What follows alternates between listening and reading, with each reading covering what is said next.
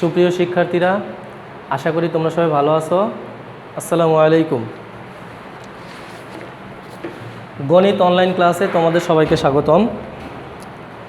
সবাই একটু বোর্ডের দিকে তাকাও। দেখো, এখানে আমি তোমাদের একটি সৃজনশীল প্রশ্ন লিখেছি পরিমিতি থেকে। দাখিল পরীক্ষা 2018 সালের প্রশ্নটি এসেছিল। প্রশ্নটি আগে সবাই ভালো করে দেখো এবং বোর্ড থেকে তোমরা প্রশ্নটি সবাই তুলে নাও। আমি প্রশ্নটি একটু পড়ছি, দেখো তোমরা। একটি আয়তাকার কক্ষের পরিসীমা একটি বর্গাকার কক্ষের পরিসীমা সমান আয়তাকার কক্ষের দৈর্ঘ্য প্রস্থের দ্বিগুণ এবং পরিসীমা 72 মিটার। 0.3 মিটার বাহু বিশিষ্ট বর্গাকার প্রতিটি টাইলসের মূল্য 72 টাকা। এটা হচ্ছে আমাদের উদ্দীপক। তিনটে প্রশ্ন দেওয়া আছে, দেখো। ক নম্বরে আছে এখানে 10 সেন্টিমিটার ধার বিশিষ্ট ঘনকের আয়তন নির্ণয় করো। খ নম্বর আয়তাকার কক্ষের ক্ষেত্রফল নির্ণয় করো। গ নম্বর বর্গাকার কক্ষটিতে টাইলস লাগাতে মোট কত টাকা খরচ হবে তা নির্ণয় করো। অ্যাট ফার্স্ট তোমরা উদ্দীপকটি ভালো করে পড়বে, দেন প্রশ্নগুলো কি দেওয়া আছে এগুলো বুঝে তারপরে একটা একটা করে অ্যান্সার করবে। এবং এই প্রশ্নটি তোমাদের দাখিল পরীক্ষায় 2018 সালে এসেছিল। তোমরা এটা দেখে নিতে পারো, একটু প্রশ্নটা দেখো। ওখানে দাখিল পরীক্ষা 2018 সালে প্রশ্নটি তোমরা পাবে। তাহলে আমরা এখন অ্যান্সার করা শুরু করি। প্রথমে দেখো, প্রথমে এখানে কি আছে, এই অঙ্কটি করতে হলে আমাদের কয়েকটি সূত্র জানতে হবে।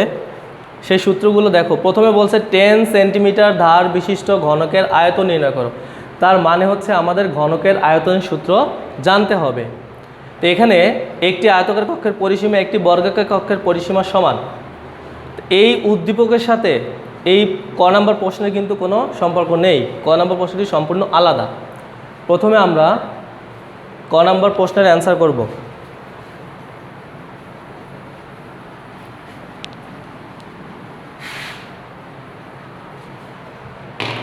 দেখো, 10 সেন্টিমিটার ধার বিশিষ্ট ঘনকের আয়তন নির্ণয় করো। তো প্রথমে আমরা ঘনকের আয়তনের সূত্রটি লিখব। ধরো, যদি ঘনকের ধার এ মিটার হয় তাহলে আয়তনের সূত্র হচ্ছে এ কিউব ঘনমিটার। ঘনকের ধার এ মিটার হলে আয়তন ইকুয়াল এ কিউব ঘনমিটার। এটা হচ্ছে আমাদের আয়তনের সূত্র। তাহলে ক নম্বরের অ্যান্সার হচ্ছে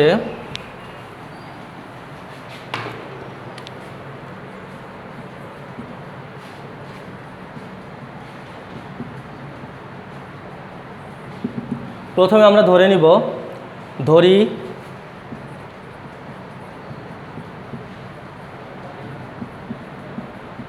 ঘনকের আয়তন এ সমান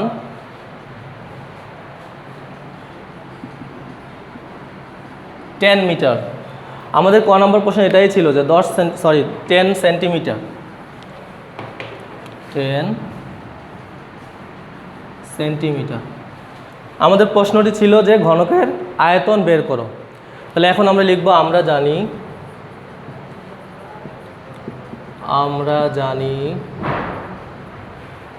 ঘনকের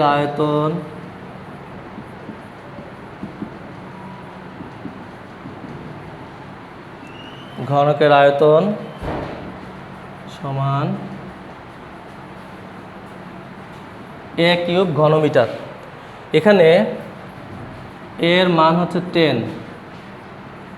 10 কিউব ঘনমিটার। তাহলে আমাদের অ্যান্সার হচ্ছে 1000 ঘনমিটার। সবাই একটু খেয়াল করো, ধরি ঘনকের আয়তন এ সমান 10 সেন্টিমিটার, কারণ আমাদের এখানে দেওয়া ছিল এ সমান 10 সেন্টিমিটার। আমরা জানি ঘনকের আয়তন এ কিউব। এখানে মিটার না লিখে ঘন একক।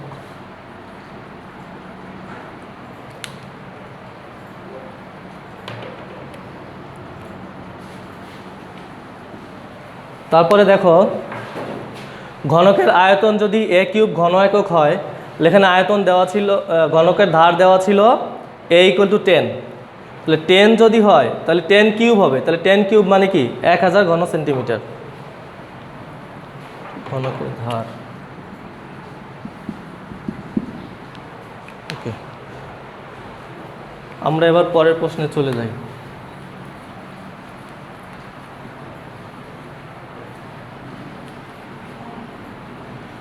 সবাই একটু খেয়াল করো, খ নম্বর প্রশ্নে আমাদের কি ছিল? আয়তকার কক্ষের ক্ষেত্রফল নির্ণয় করো। আচ্ছা, আয়তকার কক্ষের ক্ষেত্রফল যদি বের করতে চাই, তোমাদের যে কাজটা জানতে হবে আয়তকার কক্ষের ক্ষেত্রফল, তার মানে আয়তকার ক্ষেত্রের ক্ষেত্রফল কি তোমরা সবাই জানো। আয়তকার ক্ষেত্রের ক্ষেত্রফল হচ্ছে দৈর্ঘ্য গুণ প্রস্থ। তাহলে এখানে আয়তকার কক্ষ মানে এটা আমরা আয়তকার ক্ষেত্র হিসেবেই ধরবো। তো প্রশ্নটা হচ্ছে আয়তকার কক্ষের ক্ষেত্রফল নির্ণয় করো। উদ্দীপকটা একটু খেয়াল করো, একটি আয়তকার কক্ষের পরিসীমা একটি বর্গাকার কক্ষের পরিসীমা সমান। আয়তকার কক্ষের দৈর্ঘ্য প্রস্থের দ্বিগুণ এবং পরিসীমা 72 মিটার। এখন আয়তকার কক্ষের দৈর্ঘ্য প্রস্থের দ্বিগুণ, তার মানে আমরা এখানে দৈর্ঘ্য প্রস্থ কিছুই জানি না। তা আমরা কি লিখব? প্রথমে আমরা লিখব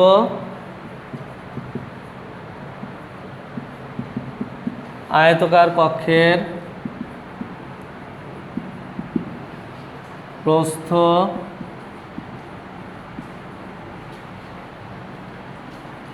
x মিটার। আচ্ছা, আয়তকার কক্ষের প্রস্থ যদি x মিটার হয়, উদ্দীপক অনুযায়ী আমাদের এখানে বলা আছে, দেখো দৈর্ঘ্য প্রস্থের দ্বিগুণ, তাহলে প্রস্থ যদি x হয় তাহলে দৈর্ঘ্য কত হবে? তো আয়তকার কক্ষের দৈর্ঘ্য হবে 2x মিটার। কারণ আমাদের উদ্দীপকে দেওয়া ছিল যে আয়তকার কক্ষের দৈর্ঘ্য প্রস্থের দ্বিগুণ। এখন আমাদের এখানে ক্ষেত্রফল বের করতে হবে। ক্ষেত্রফল বের করার জন্য আমাদের একটু কাজ করতে হবে। প্রশ্নে দেখো লেখা আছে আয়তকার ক্ষেত্রের পরিসীমা 72 মিটার। তাহলে আমাদের পরিসীমা সূত্রটি জানতে হবে।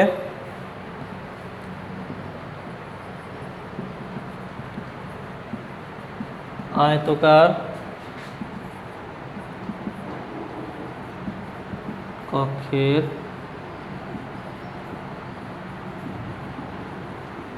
পরিসীমা সূত্র হচ্ছে 2 ইন্টু দৈর্ঘ্য যোগ প্রস্থ। সবাই একটু খেয়াল করো, আয়তকার কক্ষের পরিসীমার সূত্র হচ্ছে 2 ইন্টু দৈর্ঘ্য প্লাস প্রস্থ। দেখো অলরেডি কিন্তু আমরা এখানে প্রস্থ পেয়েছি x মিটার আর দৈর্ঘ্য হচ্ছে 2x মিটার, তাহলে এখানে আমরা বসিয়ে দিব পরিসীমা 2, দৈর্ঘ্য হচ্ছে আমাদের 2x প্লাস প্রস্থ হচ্ছে x মিটার। তাহলে কত আসে? 2 ইন্টু 3x মিটার, তার মানে হচ্ছে 6x মিটার। সবাই একটু খেয়াল করো, পরিসীমা যদি 2 ইন্টু দৈর্ঘ্য যোগ প্রস্থ হয়, তো দৈর্ঘ্য আমরা পেয়েছি এখানে কত? দৈর্ঘ্য হচ্ছে 2x আর প্রস্থ হচ্ছে x। 2x প্লাস x তার মানে হচ্ছে 3x। 3x এর সাথে যদি 2 গুণ করি তাহলে হবে হচ্ছে 6x মিটার। তাহলে আমরা আয়তকার কক্ষের পরিসীমা পেলাম 6x মিটার। এখন দেখো উদ্দীপকে কিন্তু বলা আছে আমাদের যে পরিসীমা 72 মিটার। তাহলে আমরা লিখব এখন প্রশ্ন মতে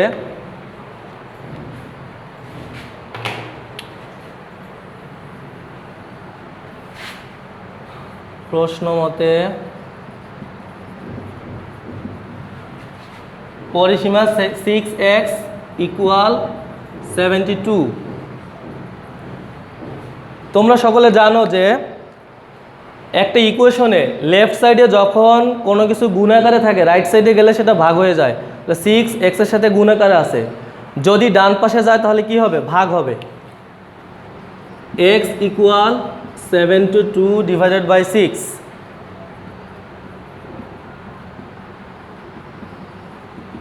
72কে যদি আমরা 6 দ্বারা ভাগ করি তাহলে 12 আসে, তার মানে 72কে 6 দ্বারা ভাগ দিলে 12 হয়। এই যে x এর মানটা আমরা পেলাম, এটা কার মান? এটা হচ্ছে কক্ষের প্রস্থ, তার মানে প্রস্থ পেলাম 12 মিটার। এখন আমরা দৈর্ঘ্য বের করব।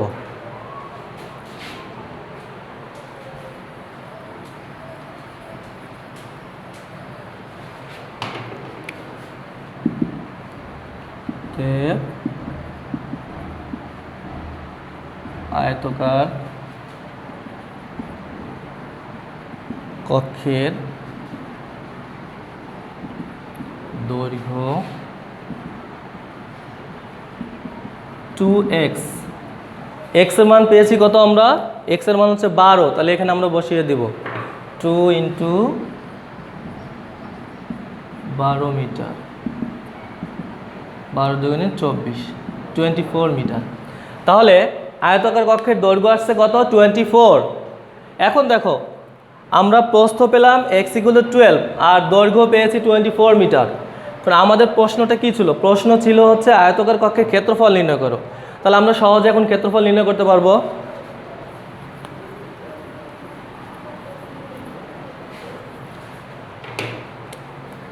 অতএব আয়তাকার কক্ষের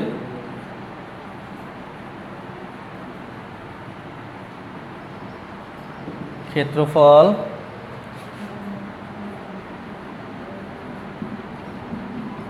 দৈর্ঘ্য ইন্টু প্রস্থ। আচ্ছা, দৈর্ঘ্য হচ্ছে 24 আর প্রস্থ ছিল 12।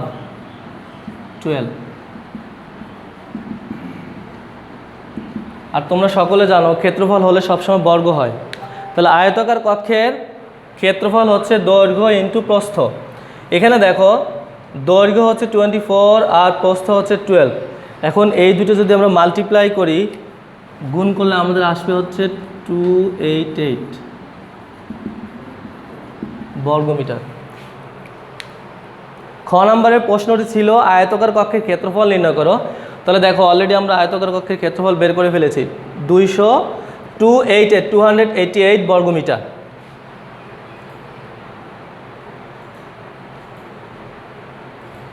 সবাই একটু দেখো, আয়তাকার কক্ষের দৈর্ঘ্য ছিল 24 আর প্রস্থ ছিল 12। তাহলে ক্ষেত্রফল সহজে আমরা পেয়েছি এখানে 24 × 12, তার মানে দৈর্ঘ্য ইন্টু প্রস্থ 288 বর্গমিটার। আমরা পরের প্রশ্নে চলে যাব।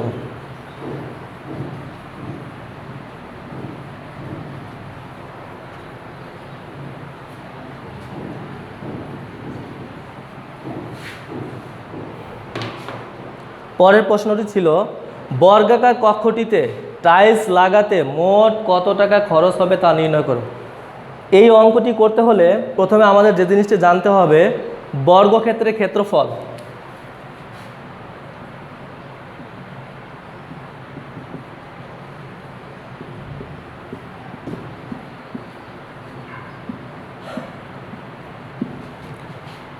বর্গক্ষেত্রের ক্ষেত্রফলের সূত্র হচ্ছে বাহুর দৈর্ঘ্য তার স্কয়ার, মানে যে বাহুর দৈর্ঘ্য থাকবে তার বর্গ করলেই আমরা বর্গক্ষেত্রের ক্ষেত্রফল পেয়ে যাব। এটা লাগবে হচ্ছে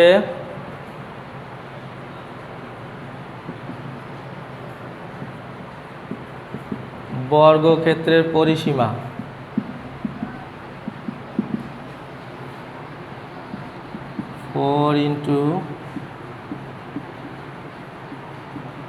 এক বাহুর দৈর্ঘ্য। সবাই একটু খেয়াল করো, আমরা জানি বর্গক্ষেত্রের প্রতিটি বাহু সমান। তাহলে বর্গক্ষেত্রের একটি বাহুর দৈর্ঘ্য যদি দেওয়া থাকে তাহলে আমরা ক্ষেত্রফল এবং পরিসীমা সহজে বের করতে পারবো। যদি ক্ষেত্রফল বলে তাহলে বর্গাকার ক্ষেত্রের ক্ষেত্রফল হচ্ছে বাহুর দৈর্ঘ্য তার স্কয়ার, আর যদি পরিসীমা বলে 4 × এক বাহুর দৈর্ঘ্য। এখন ধরো যদি একটি বর্গক্ষেত্রের এক বাহুর দৈর্ঘ্য এ হয় তাহলে পরিসীমা কত হবে? পরিসীমা হবে 4a। ওকে, তোমরা একটু তুলে নাও সূত্রগুলো, তারপরে আমরা অঙ্ক শুরু করব।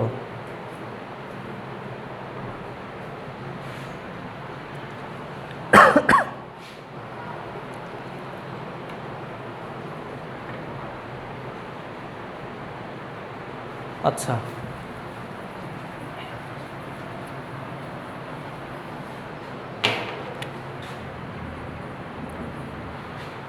সবাই একটু উদ্দীপকের দিকে তাকাও। দেখো এখানে উদ্দীপকে বলা ছিল আমাদের একটি আয়তাকার কক্ষের পরিসীমা একটি বর্গাকার কক্ষের পরিসীমার সমান। অলরেডি আমরা আয়তাকার কক্ষের পরিসীমা পেয়েছি খ নাম্বারে, ওখান থেকে আমরা এটা বের করতে পারবো। তাহলে লেখো খ হতে পাই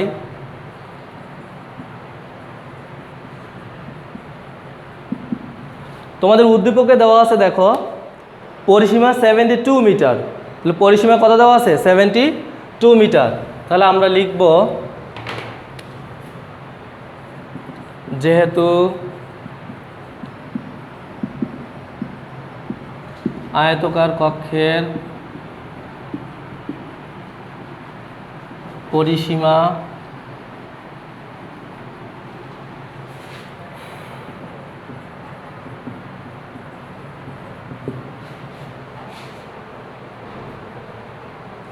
বর্গাকার কক্ষের পরিসীমার সমান, পরিসীমার সমান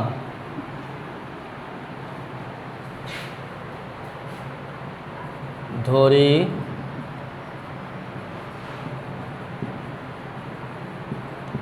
বর্গাকার ক্ষেত্রের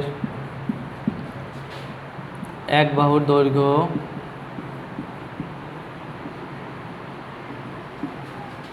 a মিটার। আচ্ছা, যদি বর্গাকার ক্ষেত্রের এক বাহুর দৈর্ঘ্য a মিটার হয় তাহলে ক্ষেত্রফল হবে হচ্ছে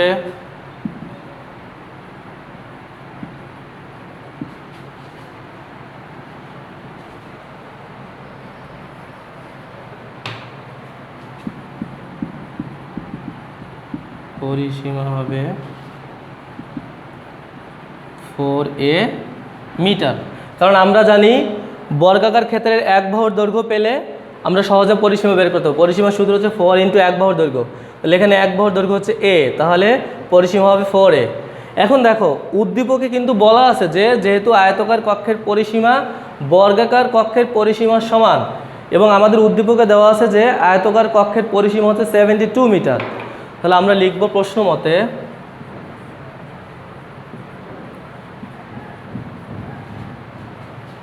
(4a = 72)।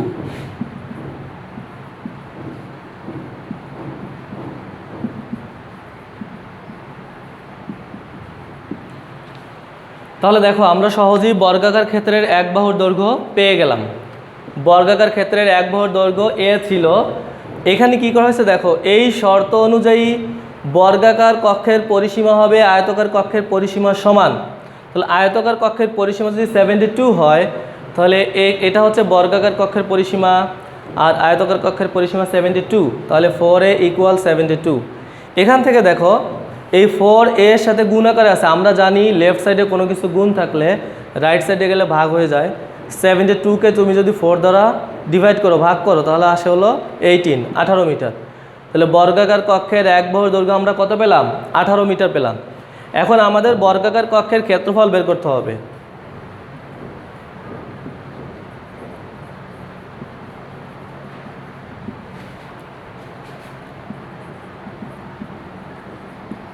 বর্গাকার কক্ষের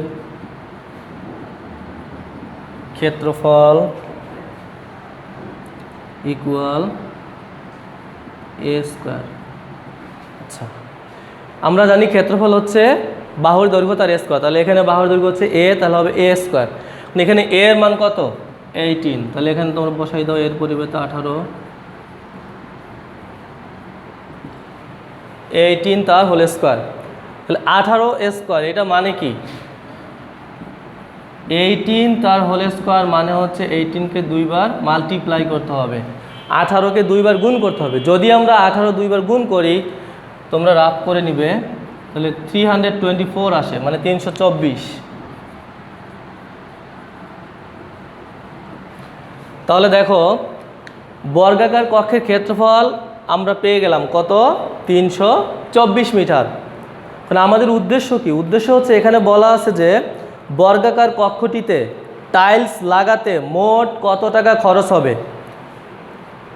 তোমরা একটু খেয়াল করো, ধরো একটা কক্ষ যদি বর্গাকার হয়, এখন সেই বর্গাকার কক্ষে আমি টাইলস লাগাবো, টাইলসগুলো যদি বর্গাকার হয় প্রথমে আমাদের যে কাজটি করতে হবে ওই বর্গাকার কক্ষের ক্ষেত্রফল বের করতে হবে এবং প্রতিটি টাইলসের ক্ষেত্রফল বের করতে হবে। ক্ষেত্রফল বের করে আমরা ওই কক্ষের ক্ষেত্রফলকে টাইলসের ক্ষেত্রফল দ্বারা ভাগ করব।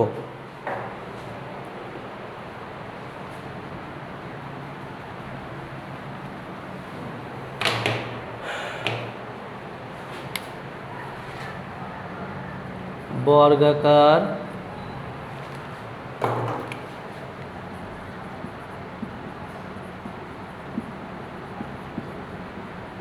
টাইলসের দৈর্ঘ্য 0.3 মিটার।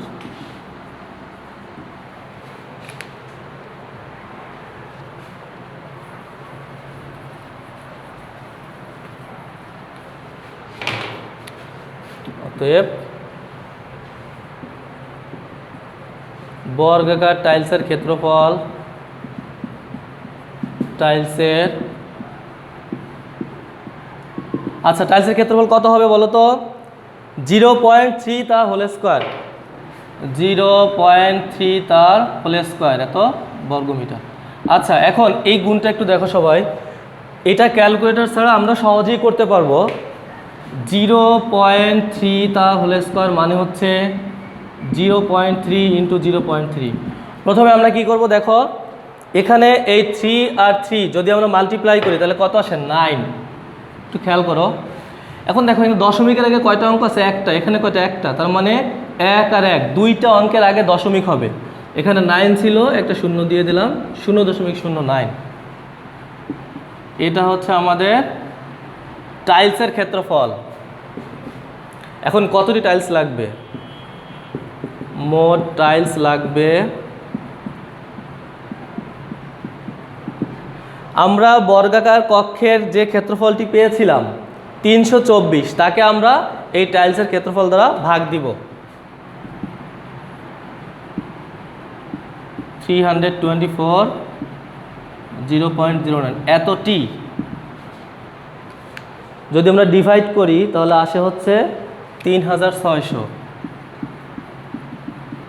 এতটি টাইলস লাগবে।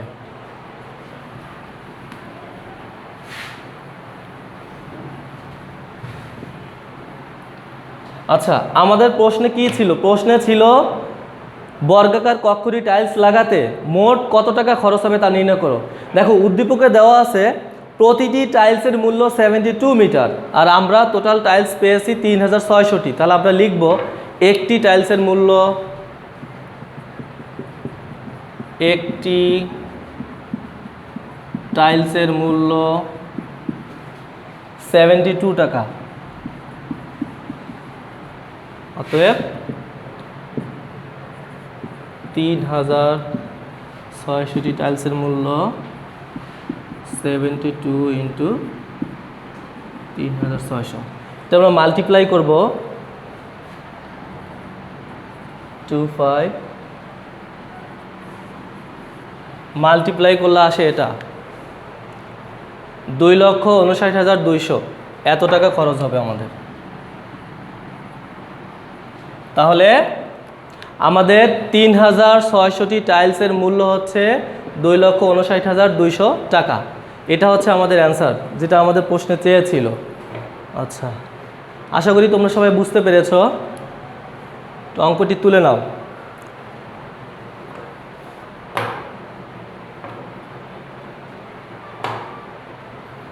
তোমাদের বাড়ির কাজ হচ্ছে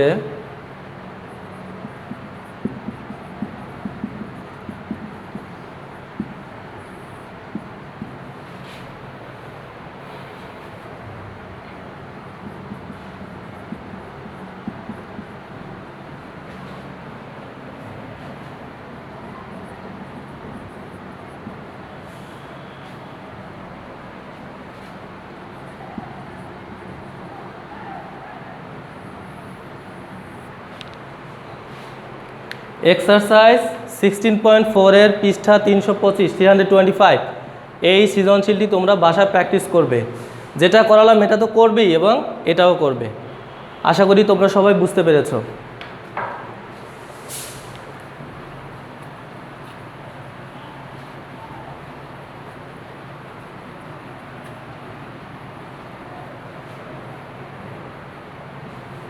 ওকে, তাহলে তোমরা মনোযোগ দিয়ে আশা করি ক্লাসটি দেখেছো।